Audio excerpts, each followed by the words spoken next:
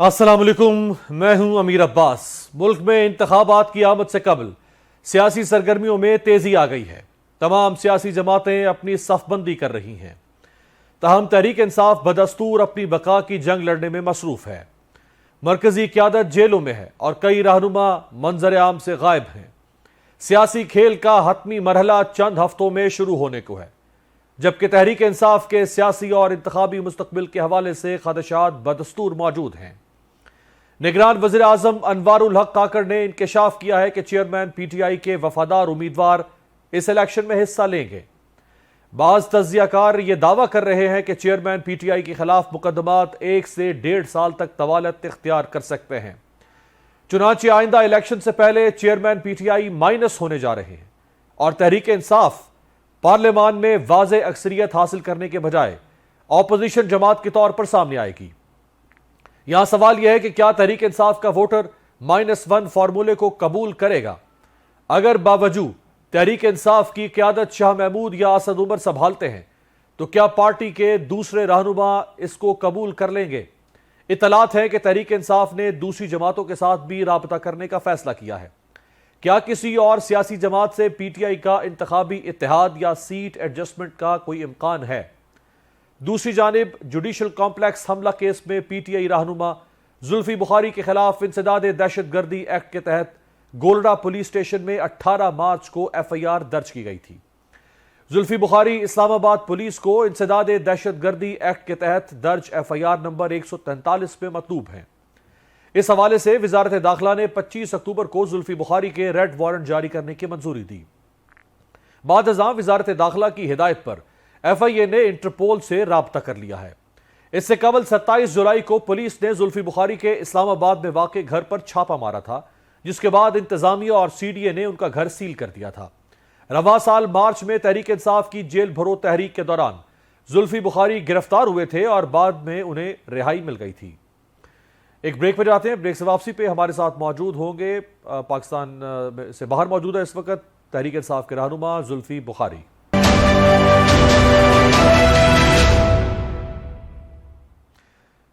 Break के बाद खुश आमदेद। पाकिस्तान तहरीक इंसाफ के रहनुमा जुल्फी बुखारी साहब हमारे साथ मौजूद हैं। जुल्फी बुखारी साहब, जुडिशल कॉम्प्लेक्स हमला केस में आपके खिलाफ इंसदाद दहशतगर्दी एक्ट के तहत 18 मार्च को एक एफआईआर दर्ज की गई थी और उसमें फिर आपके अब वारंट भी जारी कर दिए गए हैं ताकि आपको इंटरपोल से वापस लाया जाए। आपने अभी तक क्या इसकी कोई जवाबी कानूनी कार्रवाई तैयार की है? मेरे वकीलों ने इस पे काम शुरू कर दिए।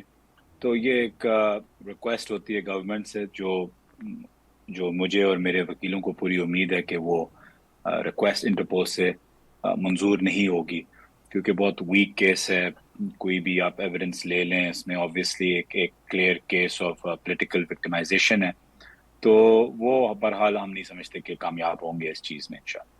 ये वही केस है जिस केस में चेयरमैन पीटीआई जुडिशल कॉम्प्लेक्स पहुंचे थे और आप उस गाड़ी में, शायद उस गाड़ी के सामने मौजूद थे, आपके साथ मुराद सईद भी थे और पुलिस गाड़ी को दाखिल नहीं होने दे रही थी और वहां झड़प हुई। जी बिल्कुल बिल्कुल। और उन वीडियो से साफ जाहिर होता है कि मैं हो या मुराद सईद साहब हों या उमर अयूब साहब हों या अली अवान साहब, जो भी इस केस में हैं, वो सब हर चीज़ को रोकने की भी कोशिश कर रहे थे और कोशिश कर रहे थे कि दोनों साइड्स पुरअमन तरीके से हम खान साहब को अंदर लेके जाने दें, जो वो जाने नहीं दे रहे थे। और हम समझते हैं कि एक बहुत बड़ा प्लान था उस दिन, और अल्लाह ने खान साहब को उस दिन भी बचाया एक खौफनाक वाक़ये से। तो अगर हुकूमत कामयाब हो जाती है इंटरपोल से आपको वापस लाने में, वैसे अगरचे नवाज शरीफ साहब को वापस नहीं लाया जा सका, इसहाक डार वापस नहीं आ सके, सुलेमान शहबाज पाकिस्तान से बाहर रहे 5-6 साल, उनको वापस नहीं लाया जा सका, कोई ऐसी सियासी मिसाल तो हमारे यहाँ मौजूद नहीं है रिसेंट पास्ट में जहाँ किसी सियासी शख्सियत को सियासी नोयत के मुकदमात में वापस लाया गया हो। तो हो सकता है आप ही पहली मिसाल बन जाए पाकिस्तान में।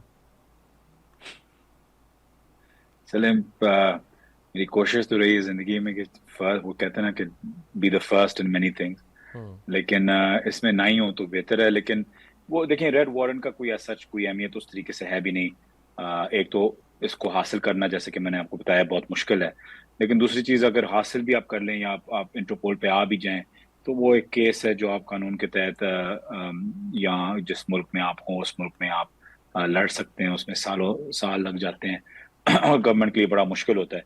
لیکن بہرحال اس میں مین چیز یہ کہ اس میں آئی تھنک مقصد یہی تھا کہ جیسے باقی سارے 10 ہمارے پی ٹی آئی کے لیڈرز کو ابسکانڈر ڈکلیئر کیا گیا، تو آئی تھنک اس میں مقصد یہی تھا کہ ابسکانڈر مجھے ڈکلیئر کیا جائے۔ 27 جولائی کو اگر میں غلط نہیں ہوں تو اسلام آباد میں آپ کے گھر پر بھی چھاپا مارا گیا تھا، اور پھر سی ڈی اے نے اور انتظامیہ نے آپ کے گھر کو سیل کر دیا تھا، اور اسی سال مارچ میں آپ جیل بھرو تحریک کے دوران گرفتار بھی ہوئے تھے، اور بعد میں پھر آپ اس میں رہا ہو گئے باقی لوگوں کے ساتھ۔ تو کارروائی تو یہاں پہ آپ کے خلاف چل رہی ہے اور یہ چلتی رہے گی، اس کا مطلب ہے یہ تو مختلف حربوں سے سامنے آتی رہے گی۔ جی میرے پہ تو ظاہر بات ہے کوئی 2-3 اریسٹ وارنٹس ہیں، اریسٹ ایٹ سائٹ ہے، اب یہ ریڈ وارنٹ کی کوشش ہے، گھر میرا 2-3 مہینے سیل رہا، جیل میں 10 رات سولیٹری کنفائنمنٹ میں رہا، کہ اس وقت صداقت عباسی صاحب اور چودھری شجاعت صاحب باقی بھی میرے ساتھ ہی تھے اپنے اپنے سیلز کے اندر۔ تو یہ تو ایک obviously انفارچونیٹلی پاکستان کا ایک پولیٹیکل وکٹمائزیشن کا حصہ ہے۔ تو آپ ابھی کیا پاکستان سے باہر اے پولیٹیکل ہیں، نیوٹرل ہیں، یا آپ اپنی پارٹی کے معاملات کو دیکھ رہے ہیں ڈسٹنس بیسڈ ریلیشن کے ساتھ؟ نہیں میں بالکل نیوٹرل نہیں ہوں۔ آپ میری ٹویٹر لائن یا کوئی کور کمیٹی کی میٹنگ یا باقی جو کمیٹیز ہیں اس کے اندر فل میں ایکٹیو ہوں، اور میں adviser to prime minister, adviser to Imran Khan on international media بھی ہوں، اور کیونکہ مجھے اسپیس ملی ہوئی ہے انٹرنیشنلی تو ظاہر بات ہے کہ جو بھی انٹرنیشنل ریلیشنز میں مدد کر سکتا ہوں یا باقی ملکوں کو آگاہ کر سکتا ہوں، ہیومن رائٹس گروپس کو آگاہ کر سکتا ہوں کہ پاکستان میں اس وقت کیا صورتحال ہے اور کس قسم کی ہیومن رائٹس ابیوز اور وکٹمائزیشن ہو رہی ہے اور کس لیول پہ ہو رہی ہے، تو وہ میرا کام ہے اس وقت۔ ایک وکٹ آپ کی اور اڑی تھی کچھ عرصہ پہلے، غلام سرور خان آپ ہی کے ساتھ کابینہ میں شامل تھے، ابھی انہوں نے آئی پی پی کو جوائن کر لیا ہے، اس کے علاوہ کچھ اور لوگ بھی ساؤتھ پنجاب سے 3 انہوں نے بھی آج آئی پی پی کو جوائن کیا ہے، تو اس کا مطلب ہے کہ اب آئی پی پی، اور وہ سارے پی ٹی آئی کے لوگ ہیں، یہ بھی پی ٹی آئی میں تھے، تو اس کا مطلب ہے آئی پی پی اب مضبوط ہوتی جائے گی اور پی ٹی آئی کمزور ہوتی جائے گی۔ دیکھیں اگر آپ سمجھتے ہیں کہ اس وقت پاکستان میں یہ صورتحال ہے کہ شخصیت کی وجہ سے پی ٹی آئی کمزور یا مضبوط ہوتی ہے، تو پھر وہ آپ کی رائے ہوگی۔ ہماری جو رائے ہے ایز اے بطور پاکستان تحریک انصاف اور عوام کی، ایم پریٹی شور جو میں اپنے حلقے میں جن لوگوں کے ساتھ تلق میں رابطے میں ہوں، باہر آپ لوگوں کو دیکھتے ہیں، تو اس وقت پاکستان تحریک انصاف عمران خان مضبوط ہے، اس وقت ووٹ بینک ان کے ساتھ، اس وقت شخصیت کا آنا یا چھوڑنا ہمیں کوئی فرق نہیں پڑتا۔ اگر ٹیکسلا سے چودھری سرور خان صاحب اگر چھوڑ کے چلے گئے ہیں، تو جو بھی ہم سمجھتے ہیں کہ ان کے مقابلے میں کھڑا کریں گے تو وہ ان کو انشاءاللہ شکست ہی دے گا جو بھی مقابلے میں ہو، کیونکہ ووٹ بینک ساتھ نہیں ہے، تو جو بھی الیکٹیبلز آپ کہہ سکتے ہیں چھوڑ کے جا رہے ہیں ان کے ساتھ ان کا ووٹ بینک نہیں جا رہا۔ اس میں کوئی شک نہیں کہ ابھی بھی آپ کے چیئرمین پاکستان کے مقبول لیڈرز میں سے ہیں، میں یہ نہ بھی اگر کہوں کہ وہ سب سے مقبول ہے، تو بہرحال وہ جو 2 بڑے 3 لیڈرز ہیں ان میں سے ایک ہیں ابھی بھی، لیکن آپ جانتے ہیں پاکستان کی گراؤنڈ پالیٹکس کو، آپ خود تھوڑا رورل اور کچھ سیمی اربن کانسٹیچوئنسی سے آپ کا تعلق ہے، جو انڈیویجول ووٹ بینک ہے وہ نظریاتی ووٹ بینک پہ پاکستان میں ابھی بھی بہت بھاری ثابت ہوتا رہا ہے، اگرچہ بہت بڑے لوگ آپ کو چھوڑ کر جا رہے ہیں اور آپ سمجھتے ہیں کہ ان کا ووٹ بینک نہیں ہے، ووٹ بینک ہماری پارٹی اور ہمارے چیئرمین کا ہے، لیکن جو الیکٹیبلز ہیں وہ ڈومینیٹ کر سکتے ہیں آپ کی مقبولیت کو۔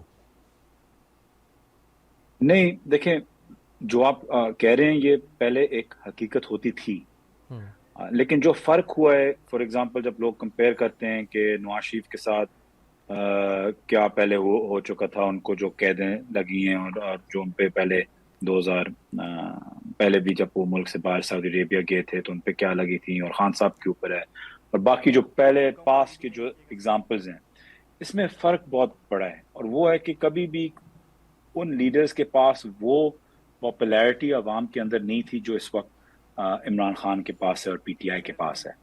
اس وقت جو عوام کھڑی ہوئی ہے وہ بے شک آپ کہہ سکتے ہیں کہ اس وقت روڈوں پہ نہیں نکل رہی، کیونکہ آپ ظلم دیکھ رہے ہیں کہ جو بھی نکلتی ہے، اور نہ ہم ان کو نکال رہے ہیں کیونکہ ہم الیکشنز کی تیاریوں میں، ہم چاہتے ہیں کہ ہماری جتنے بھی لوگ باہر رہیں اس وقت الیکشنز میں، وہ پارٹی کے لیے بہتر ہے۔ اور جیسے میں کہہ رہا تھا کہ باقی کسی لیڈر کو کبھی اس قسم کی پاپولیرٹی ان کو ملی نہیں ہے، اس لیے جب وہ باہر گئے ہیں تو 10 سال بعد یا 6 سال بعد واپس آئے ہیں اور الیکشنز میں ان کی کوئی سکسیس ریٹ نہیں رہا. لیکن اس وقت صورتحال اور ہے. ہم سمجھتے ہیں کہ اس وقت جو انقلاب ہے پاکستان کے اندر وہ الیکشن کے دن ہوگا. جو لوگ اپنا غصہ، اپنا غم، اپنی امید لے کے چلیں گے وہ اپنی ووٹ کے ذریعے لے کے چلیں گے. لیکن بخاری صاحب، تو ہمیں اس بخاری صاحب دیکھیں، نواز شریف 10 نومبر سے باقاعدہ طور پر ایک بہت بڑے پیمانے پہ جلسے پورے ملک میں شروع کر رہے ہیں، کیمپین شروع کر رہے ہیں. آئی پی پی کا پہلا جلسہ خانے وال میں ہو چکا ہے. ایوریج ہر ہفتے کم از کم 2 جلسے ہوں گے. پنجاب کے ہر شہر میں جا رہے ہیں وہ. پیپلز پارٹی بھی اپنا کام ٹریگر کر چکی ہے. تو آپ سمجھتے ہیں کہ آپ کے پاس کینڈیڈیٹس نہ ہو پھر بھی آپ جیت لیں گے؟ آپ جلسے نہ کر سکے پھر بھی جیت سکیں گے؟ آپ کو کیمپین نہ کرنے دی جائے پھر بھی آپ جیت سکیں گے؟ تمام بندشوں سے آپ کیسے جیت سکتے ہیں؟ پی ٹی آئی کو کیمپین کرنے کی ضرورت نہیں ہے. پی ٹی آئی کی کیمپین ہو چکی. اس وقت ہر انسان کو پاکستان کے اندر پتا ہے کہ پی ٹی آئی اور پی ٹی آئی کے لیڈرز اور ورکرز کے ساتھ کیا ہو. سب سے بڑا ثبوت ظاہری بات ہے ہمارے چیئرمین کا جو اس وقت جیل میں.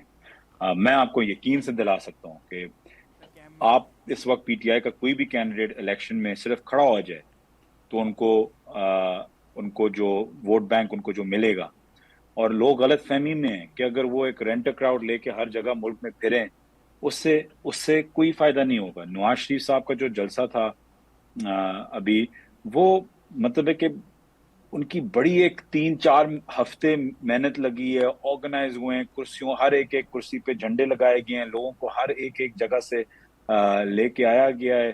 میرے علاقے سے ہمارے جو ان کے ایم این اے ہیں وہ بھی لوگ بھیجتے تھے. مطلب ہر جگہ سے لوگ آئے ہیں اور انہوں نے مشکل سے وہ گراؤنڈ بھرا ہے. تو اس لیے، اور آئی پی پی کا تو سامنے ویڈیوز آ گئی تھی جی، 800 روپے پہ لوگ رینٹ کر کے لے کے آ رہے ہیں. دیکھیں، میں سمجھتا ہوں کہ فار ایگزامپل جہانگیر ترین صاحب ہیں، آئی تھنک وہ بڑے، میں نے اس کے ساتھ بہت زیادہ کام ان کے ساتھ کیا ہے. I think he's one of the best most intelligent minds in the country, اس میں کوئی شک نہیں ہے.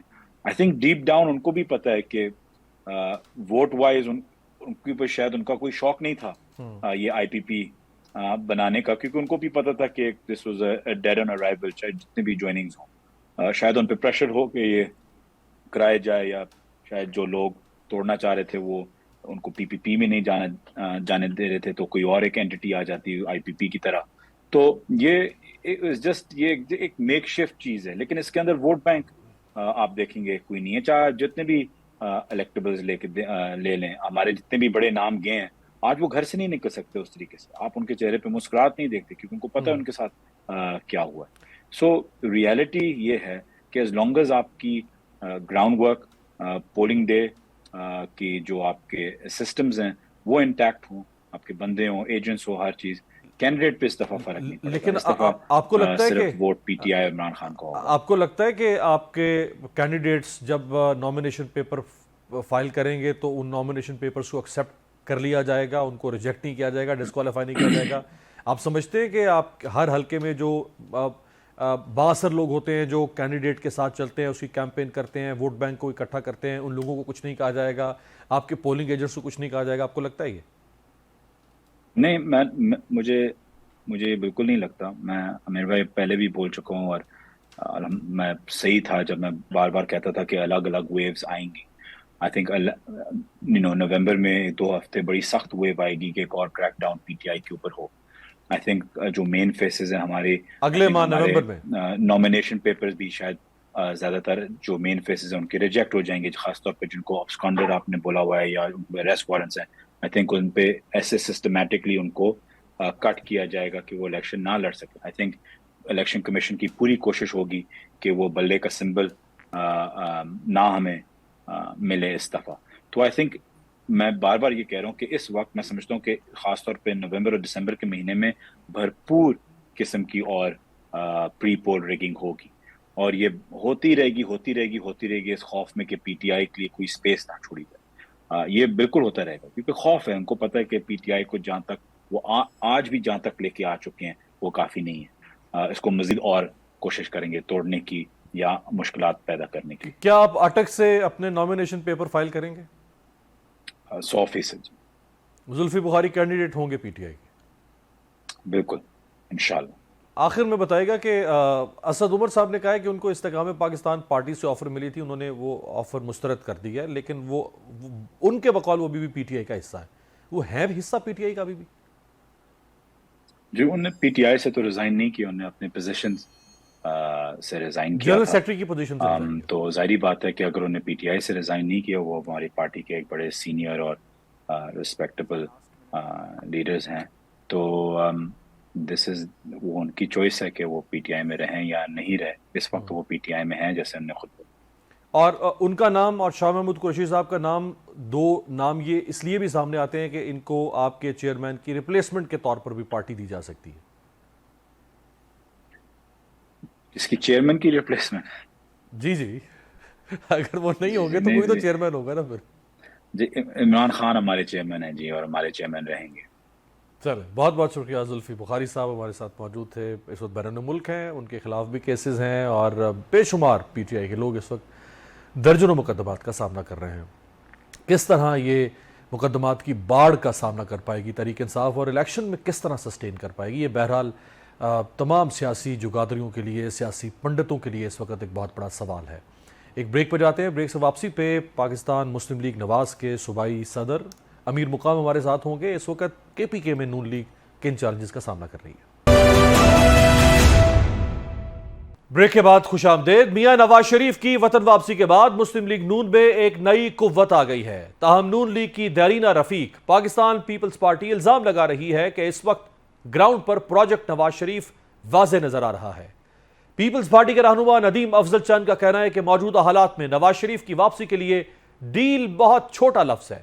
سیکٹری اطلاعات پیپلز پارٹی فیصل کریم کنڈی کا کہنا ہے کہ صرف ایک شخصیت کی خاطر انتخابات میں تاخیر ہو رہی ہے.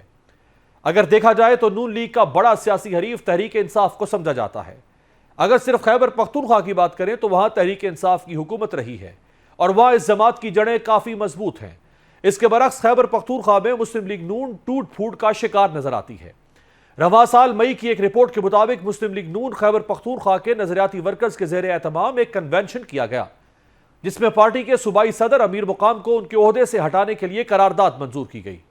اس کنونشن میں سردار مہتاب عباسی نے کہا تھا کہ نون لیگ میں عام ورکرز کی جگہ انویسٹرز نے لے لی ہے. یہاں سوال یہ ابھرتا ہے کہ کیا مسلم لیگ نون خیبر پختونخوا میں اپنی حریف جماعت پی ٹی آئی کا انتخابی میدان میں اپنے تنظیمی کمزور ڈھانچے سے مقابلہ کر پائے گی؟ دوسری جانب گورنر خیبر پختونخوا حاجی غلام علی، جن کا تعلق جے یو آئی فے سے ہے، کچھ عرصہ قبل کے پی کے میں پیپلز پارٹی اور مسلم لیگ نون کے مقامی رہنماؤں نے پارٹی قیادت سے گورنر کو ہٹانے کا مطالبہ کیا تھا. نون لیگ اور پیپلز پارٹی کے علاوہ عوامی نیشنل پارٹی کے ایمل ولی خان بھی گورنر سے ناراض ہیں. اس حوالے سے معروف صحافی سلیم صافی نے اپنے کالم میں انکشاف کیا تھا کہ خیبر پختونخوا عملاً جے یو آئی کو ٹھیکے پر دیا گیا ہے. وزیر اعلیٰ انتہائی تعلیم یافتہ اور حد درجہ شریف انسان ہیں، لیکن عملاً پولیس اور بیوروکریسی کی تعیناتیاں گورنر اکرم خان دورانی اور مولانا لطف الرحمان کی مرضی سے ہو رہی ہیں. کرپشن کا بازار ایسا گرم ہے کہ لوگ پی ٹی آئی کے دور کو بھول گئے ہیں اور حیرت انگیز طور پر جے یو آئی پیپلز پارٹی سے بھی آگے ہے. یہ بھی یاد رہے کہ لطف الرحمان مولانا فضل الرحمان کے بھائی، حاجی غلام علی کے بیٹے فیاض علی مولانا فضل الرحمان کے داماد، اور یوں حاجی غلام علی اور مولانا فضل الرحمان سمدی ہیں. مزید یہ کہ گورنر خیبر پختونخوا حاجی غلام علی کے ایک صاحبزادے زبیر علی پشاور کے میئر ہیں. ہمارے ساتھ موجود ہیں مسلم لیگ نون کے خیبر پختونخوا کے صوبائی صدر امیر مقام صاحب، سینئر رہنما مسلم لیگ نون. بہت شکریہ امیر مقام صاحب. سب سے پہلے فرمائے گا کہ پارٹی آپ کی الیکشن میں جا رہی ہے، بہرحال سخت مقابلہ، ایک طرف تحریک انصاف ہوگی، پیپلز پارٹی ہوگی، دوسری طرف خیبر پختونخوا میں پارٹی ابھی بھی تنظیمی اختلافات کا شکار ہے. کچھ لوگ آپ کے خلاف پہلے ہی مارچ 2023 میں آپ کو عہدے سے ہٹانے کے لیے قرارداد بھی منظور کر چکے ہیں. تو یہ اختلافات ہیں، پر کیسے پارٹی جائے گی الیکشن میں؟ کوئی اختلافات نہیں ہے. اسی دن آپ نے دیکھ لیا عوام کا سمندر 21 تاریخ کو آپ نے عوام کا سمندر 21 اکتوبر کو دیکھ لیا. اگر اختلافات ہوتے تو اس طرح لوگ نکل آتے، اس طرح عوام کا سمندر نکل آتا ہر ایک جگہ سے. کوئی اختلاف نہیں ہے اور سارے نواز شریف صاحب ہمارا قائد ہے، لیڈر ہے، اس پر متفق ہے، متحد ہے. اس طرح کوئی بات نہیں. انڈیویجول ہر ایک کی اپنی کرے کیا دکھا کسی کی رائے ہو وہ اپنی بات ہے. باید مجموعی 99.999% کوئی اختلافات نہیں اور سارے ایک پیج پر ہے اور نواز شریف صاحب کو اپنا قائد مانتے ہیں. نواز شریف صاحب کو تو سب اپنا قائد مانتے ہیں، اس پہ کوئی اختلاف نہیں ہے. آپ کو قائد ماننے پر اختلاف ہو رہا ہے نا کہ آپ صوبائی صدر کیوں ہیں؟ बिल्कुल जो नवाज शरीफ साहब को मानते हैं, जो नवाज शरीफ साहब ने नामजद किए उनको भी सारे मानते थे। वो आपने देख लिया हर सूबे में। अगर हम मेरे सूबे थे तो उसी दिन रिपोर्टर वही था वो, और मतलब पहले से ज्यादा जज्बा है, कई गुना ज्यादा जज्बा है। अच्छा, ये फरमाइएगा सर कि सरदार मेहताब अब्बासी वज़ीर आला रहे, गवर्नर रहे, ज़फ़र इकबाल झगड़ा और बहुत सारे नामवर लोग हैं मुस्लिम लीग नून के खैबर पख्तूनख्वा से, ये फिर आपसे क्यों इख्तलाफ रखते हैं, क्यों चाहते हैं कि आपको हटाया जाए? चंद लोग, मैं तो सबका बहुत एहतराम करता हूँ और मेरे लिए एहतराम है, मगर ये वही लोगों की बात करते हैं कि वो तो नवाज शरीफ के साथ नहीं रहे। जो 2018 में इलेक्शन हो रहा था तो नवाज शरीफ के टिकट को रद्दी टोकरी में डाल दिया, वापस कर दिया और आजाद इलेक्शन लड़ा, जीप पर लड़ा, जिसकी आप बात करते हैं। और वही दूसरे की जो आप बात करते हैं, उसके दो बेटों ने टिकट लिए और रात को वापस किए। अगर वो हमें पता नहीं था, लिस्ट शाये हुआ तो नवाज शरीफ के टिकट पेंग लिए थे कि हमें उसे लड़ना ही नहीं है। तो आप उन लोगों की बात करते जो जिसका मोहसिन नवाज शरीफ रहा, जिसको नवाज शरीफ ने बहुत कुछ दिया, बहुत इज्जत दी, बहुत रिस्क दिया, मगर उनसे एक क्वेश्चन है कि आपने नवाज शरीफ को क्या दिया? जब नवाज शरीफ साहब मुश्किल में पड़ गया और ये इमरान की दौर में आप देख रहे थे क्या क्या नहीं हुआ पी मिलेना और नवाज शरीफ साहब के, तो मुझे एक ही बताओ कि ये लोग किधर थे कि भी एक प्रेस से एक लफ्ज ही बोला है। और नहीं, आखिर में बात अमीर मुकाम साहब, अमीर मुकाम साहब देखिए, जिस वक्त अमीर मुकाम साहब मुस्तरद किया तो की बात न करे प्लीज। नहीं, अमीर मुकाम साहब की बात न करे, मेरे लिए अपनी जगह काबिल एहतराम है, मगर यह पार्टी का अपना नवाज शरीफ साहब सबसे बेहतर समझता है, शहबाज शरीफ साहब सबसे बेहतर समझता है कि किसने मुश्किल में साथ दिया, कौन खड़ा हो गया, किसने मुकाबला किया और किसने नहीं किया। इस तरह कोई बात नहीं है, लोग सारे जितने आवाम में हमारे साथ है, आप देख रहे हैं जो पार्टी लेकिन है।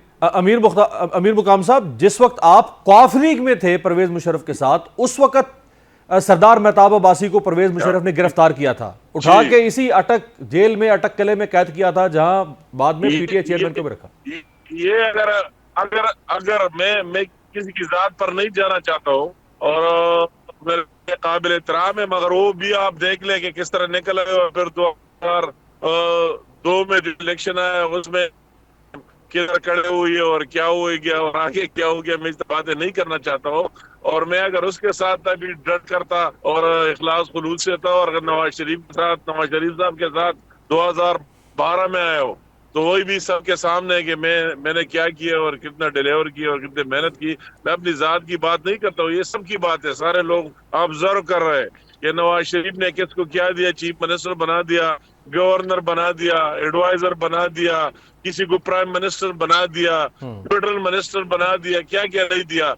तो उसकी रिवार्ड में नवाज शरीफ के साथ मुश्किल में हम अभी देख रहे हैं उसको क्या मिला। लेकिन क्या ये मुनासिब होगा कि वो लोग जो आपसे कई साल पहले से मुस्लिम लीग नून का हिस्सा हैं, वो आपके बाद, आप उनके बाद शामिल हुए पार्टी में और कई सालों बाद शामिल हुए पार्टी में, आज आप पार्टी के सूबाई सदर हैं और उनका कोई नामो निशान भी नहीं है? जो हमारे साथ सारे बहुत सीनियर, हमारे लिए सारे काबिल एहतराम है, काबिल इज्जत है, हम तो उसकी रेस्पेक्ट करते हैं, उससे प्यार करते हैं, उसकी इज्जत करते हैं। मेरा कोई किसी के साथ कोई इशू नहीं है। अगर नवाज शरीफ साहब सरदार मेहताब अब्बासी से भी मुलाकात करते हैं, इकबाल ज़फ़र झगड़ा से भी मुलाकात करते हैं और इनको कायल करते हैं, मनाने की कोशिश करते हैं और ये शर्त रख देते हैं कि अमीर मुकाम साहब को साइड पे कर दें, तो फिर आपको ये शर्त मंजूर होगी? मैं इन लोगों की जो बात आप करते हैं, तो नवाज शरीफ साहब ना इसी तरह लोगों से मैं कुछ कहना नहीं चाहता हूँ और कहना चाहिए भी नहीं, मैं इसी तरह बात नहीं करना चाहता हूँ। मगर ये मुझे भी नवाज शरीफ साहब ने नामजद ही किया है और नवाज शरीफ साहब, मैं तो एक वर्कर की हैसियत से काम करूंगा। ये जो आप शर्त लगा रहे, इस तरह कोई बात न होगी, न होगा, मैं नहीं लगा रहा शर्त। मैं तो कह रहा हूं कि अगर ये शर्त, नाराज जो लोग हैं इस वक्त आपकी पार्टी के, जिन दो लोगों का नाम रखा मैंने, मेहताब अब्बासी साहब हैं, झगड़ा साहब हैं, अगर नाराज लोग नवाज शरीफ से ये शर्त रख दें कि आप या हमें रख सकते हैं या अमीर मुकाम को रख सकते हैं, तो फिर नहीं, बात आप जरा करेक्ट करें। वो नाराज नहीं, मियाँ साहब उनसे नाराज है कि आपको इतना सब कुछ दे दिया तो इसके एवज मेरे टिकटों को आपने रद्दी टोकरी में डाल दिया, शेयर पर इलेक्शन लड़ा भी नहीं मुश्किल हालात में। तो ये तो उसका सवाल है कि सब कुछ तो आपको दे दिए, जो कुछ मुझे मिला आपको दिया, मगर आपने उसकी बदले में मुझे क्या दिया? मेरा टिकट लेना भी आपने गवारा नहीं किया और मेरे टिकट भी वापस कर दिए, शेर के निशान भी वापस कर दिया। तो ये तो वही उनसे आप सवाल कर सकते हैं कि अगर आपने शेर के निशानात भी वापस किए, जिसकी आप स्पेसिफिकली पूछ रहे, तो ये आप उनसे सवाल करें। मेरा जाती है, मैं एक वर्कर था, नवाज शरीफ साहब के साथ आया था, पार्टी का सदर नहीं था। ये रिकॉर्ड में दुरुस्त कराना चाहता हूँ, तो जब सदर नहीं था मुझे ऑर्डर मिल गया कि इमरान खान ने पनामा केस में पेशावर से तहरीक शुरू किए, पेशावर में जलसा हो गया। मुझे कहा कि आप ये टेस्ट करा सकते हैं कि पेशावर में उसके सामने खड़े हुए। जी बहुत बहुत शुक्रिया अमीर मुकाम। सूबाई सदर मुस्लिम लीग नून हमारे साथ मौजूद थे। इस वक्त नवाज शरीफ साहब को बहुत सारे नाराज सियासी रहनुमाओं को मनाना है, जिसमें ना सिर्फ खैबर पख्तूनख्वा से कुछ शख्सियात हैं, इसके अलावा चौधरी निसार अली खान हैं और पंजाब से भी कुछ शख्सियात हैं जिन्हें नवाज शरीफ साहब को अपने साथ मिलाना होगा अगर वो सही मानों में अपनी जमात को यकजा करके इंतखाबात में उतरना चाहते हैं। एक ब्रेक पर जाएंगे, ब्रेक से वापसी पे बात करेंगे गज़ा की सूरत हाल पर। इस वक्त पूरी दुनिया से मुसलमान उम्मत ये आवाज़ उठा रही है, ना कि मुसलमान हुक्मरान, कि आखिर मुस्लिम हुक्मरान, इस्लामी दुनिया के हुक्मरान क्यों सख्त रद्द-ए-अमल देने से गुरेज कर रहे हैं। बहुत से ऐसे ममालिक हैं जो इसराइल का नाम यानी लफ्ज़ के तौर पर इस्तेमाल करने से भी हिचकिचा रहे हैं। अगर 57 इस्लामी ममालिक मिलकर भी एक भरपूर इज्तिमाई रद्द-ए-अमल या जवाब इसराइल को देने से कासिर हैं, तो फिर फ़लस्तीन और अहले फ़लस्तीन किसकी तरफ देखें इस सरजमीन पर। ब्रेक के बाद खुशामदेद। गजा की सरजमीन को इसराइल ने कब्रिस्तान में तब्दील कर दिया है। 9000 से जायद फलस्तीनी सहूनियों के हाथों शहादत पा चुके हैं। तहम इसराइली वज़ीर आज़म ने गजा में जंगबंदी से इनकार कर दिया है। अफसोसनाक बात यह है कि अक़वाम मुत्तहिदा और 57 इस्लामी ममालिक इसराइली बर्बरियत के आगे बेबस हैं। अगर तमाम इस्लामी ममालिक और कुछ नहीं कर सकते तो क्या अपने दोस्त ममालिक को साथ मिलाकर इसराइली मसनूआत के बायकॉट का ऐलान कर सकते हैं। अरब ममालिक इसराइल को तेल और गैस की फराहमी बंद कर दें तो क्या इसराइल को इज्तमाई तौर पर एक अलामती पैगाम दिया जा सकता है। गजा की जंग शुरू होने के बाद इसराइल के बायकॉट के हवाले से ईरानी क़यादत बारहा मुस्लिम ममालिक से अपील कर चुकी है, लेकिन किसी ने भी इस अपील पर कान नहीं धरे। अगर तजारती बायकॉट के बावजूद इसराइल का जंगी जनून कम नहीं होता तो क्या तमाम इस्लामी ममालिक मिलकर हमास को अस्करी मदद फराहम कर सकते हैं, क्योंकि अगर अमरीका इसराइल को हल्ला शेरी देकर इसराइल के डिफेंस सिस्टम को मजबूत करने के लिए तकरीबन 16 अरब डॉलर्स फराहम कर सकता है, तो इस्लामी ममालिक अहले फ़लस्तीन की हिफाजत के लिए हमास की दिफाई मदद क्यों नहीं कर सकते। अक़वाम मुत्तहिदा के 193 रुकन ममालिक में 167 ममालिक इसराइल के नाजायज़ वजूद को तस्लीम कर चुके हैं, जिनमें मुत्तहिदा अरब अमारात, बहरीन, मिस्र, तुर्किया, उर्दन और सूडान जैसे मुस्लिम ममालिक भी शामिल हैं। दूसरे लफ्ज़ों में मुस्लिम दुनिया के ज़्यादातर ममालिक इसराइल को तस्लीम कर चुके हैं और इसराइल के साथ उनके तजारती और सफारती ताल्लुकात कायम हैं। जिन मुस्लिम ममालिक ने इसराइल को तस्लीम नहीं किया उनमें पाकिस्तान, ईरान, अफगानिस्तान, सऊदी अरब, ओमान, कतर, ट्यूनिस, मराकश और चाड शामिल हैं। मुत्तहिदा अरब अमारात और इसराइल के दरमियान गुज़श्ता साल 2022 में तजारती हजम 2.5 अरब डॉलर्स रहा। दोनों मुल्कों का अगले 5 साल में यह तजारती हजम 10 अरब डॉलर्स तक बढ़ाने का मुआहदा हो चुका है। बहरीन और इसराइल का तजारती हजम रवां साल के पहले 7 माह में 8.5 मिलियन डॉलर्स रहा। इसराइल का मराकश के साथ सालाना तजारती हजम 500 मिलियन डॉलर्स है। मिस्र और इसराइल के माबैन तजारत का हजम 300 मिलियन डॉलर सालाना से बढ़ रहा है, जो कि जल्द ही 700 मिलियन डॉलर्स तक पहुंच जाएगा। तुर्की और इसराइल का बाहमी तजारती हजम 9.5 अरब डॉलर्स है, जबकि दोनों मुल्कों ने इसे 15 अरब डॉलर्स तक बढ़ाने पर इत्तेफाक कर रखा है। इसराइल दुनिया भर में जंगी साजो सामान एक्सपोर्ट करता है। इसराइली हथियारों का दूसरा सबसे बड़ा खरीदार भी एक मुस्लिम मुल्क आज़रबाईजान है, जो अब तक 295 मिलियन डॉलर्स का जंगी सामान इसराइल से खरीद चुका है। याद रहे कि इसराइल अपनी जरूरत का 2,70,000 टन खाम तेल इंपोर्ट करता है, जिसका तकरीबन 60% हिस्सा मुस्लिम ममालिक फराहम करते हैं। इस वक्त इसराइल गजा में मासूम बच्चों, औरतों और बेगुनाहों का कत्लेआम कर रहा है, तो दूसरी तरफ सऊदी अरब के दारुल हुकूमत रियाज में तफरीह और सरूर से भरपूर तफरीही मेले रियाज सीजन का आगाज हो गया है। इस रंगारंग मेले में मौसीकी और रक्स के प्रोग्राम्स और खेलों के मुकाबले मुनक्किद होंगे। दुनिया भर से मुतादिद गैर मुल्की अदाकार, मौसीकार और मारूफ शख्सियात शिरकत करेंगी। मारूफ फुटबॉलर کرسٹیانو رونالڈو، ان کی گرل فرینڈ جارجینا اور بھارتی اداکار سلمان خان سمیت مختلف شخصیات اس میلے میں شریک ہیں، جبکہ غزہ لہو لہو ہے۔ اسلامی ممالک کی یہی بے حسی ہے کہ جو اسرائیل کو قتل عام سے روکنے اور مظلوم فلسطینیوں کی مدد کرنے سے قاصر ہے۔ اگر فلسطین کے نقشے پر نظر ڈالیں تو زمینی اعتبار سے اسرائیل چاروں طرف سے مسلم ممالک سے گھرا ہوا ہے۔ اسی طرح سمندری راستوں پر بھی بحیرہ روم اور بحیرہ احمر پر مسلمان ممالک کا کنٹرول ہے، لیکن ہائے ضعیفی کہ یہ مسلم ممالک خون میں لتھڑے بھوک سے بلکتے اپنے مسلمان بہن بھائیوں اور بچوں کو اسرائیل کی اجازت کے بغیر ادویات اور خوراک تک پہنچانے سے بھی قاصر ہیں۔ اسرائیل بے لگام اس لیے ہے کہ اس کی پشت پر امریکہ کا ہاتھ ہے، اور فلسطین بے بس اس لیے ہے کہ اس کی پشت پر کسی بھی مسلم ملک کا ہاتھ نہیں۔ ہاں، وقت ایک پہیہ ہے، آج فلسطین اور غزہ لہو لہو ہے، کل یہی اسرائیل کسی دوسرے مسلم ملک کو خون میں نہلا رہا ہوگا، کیونکہ اقبال نے کہا تھا، ہے جرم ضعیفی کی سزا مرگ مفاجات۔ اگلے چند دنوں میں بھی فلسطین کی صورتحال تبدیل ہوتی دکھائی نہیں دے رہی۔ آپ سے ملاقات ہوگی کل، دیکھتے رہیے گا جمہوریت۔